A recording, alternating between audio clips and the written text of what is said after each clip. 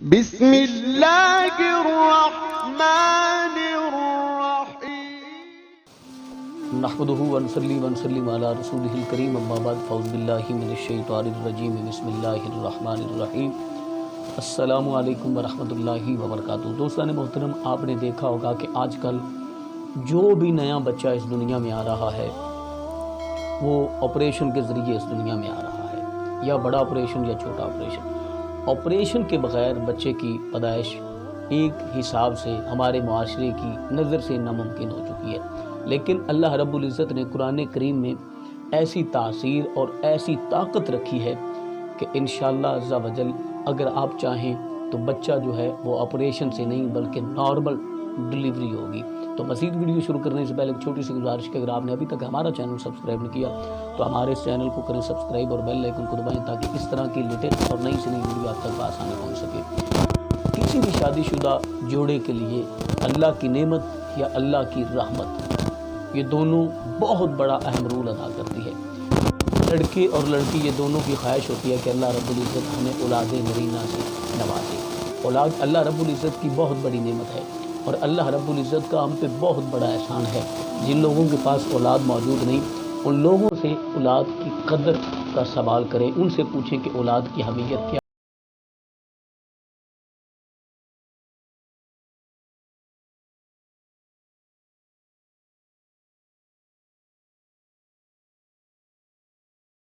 ہوا تو اللہ کی نعمت۔ لیکن ہم آج کل بہت زیادہ خسارے میں جا رہے ہیں۔ جب بھی یہ سنگین معاملہ آتا ہے، جب بھی بچے کی پیدائش کا مسئلہ اور معاملہ آتا ہے تو ہم فوراً ہاسپٹل کا رخ کرتے ہیں اور وہاں پر ڈاکٹر حضرات جو بیٹھے ہیں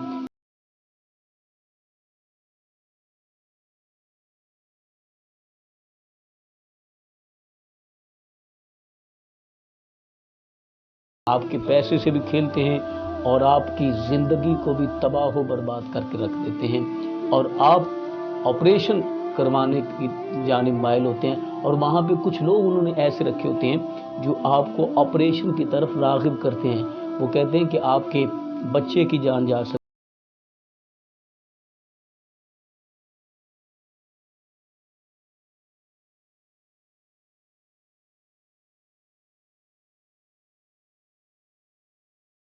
سادہ سودہ لوگ جو ہیں ہم ان باتوں کو نہیں سمجھتے۔ دیکھیں اللہ رب العزت نے قرآن کریم میں کس بیماری کا علاج نہیں رکھا۔ ہمیں توجہ کرنے کی ضرورت ہے، ہمیں مطالعہ کرنے کی ضرورت ہے، ہمیں پڑھنے کی ضرورت ہے۔